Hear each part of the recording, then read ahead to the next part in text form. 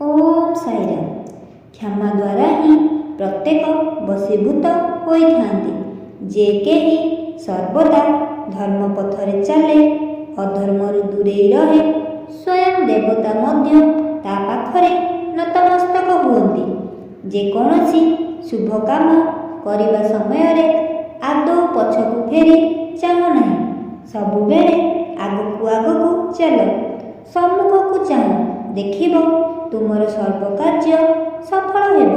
तुम जीवन कुसुमित हेबा सांगकु जीवन धन्य होइजिब। मु सर्वव्यापक सर्वज्ञात अटे।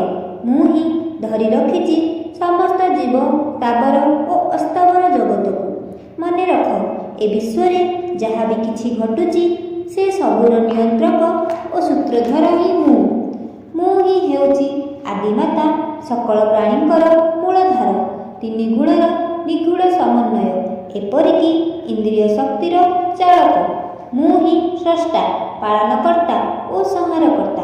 प्रत्येक कीट, दुष्ट ओ अदुष्ट विश्व मोर ही स्वरूप बा शरीर।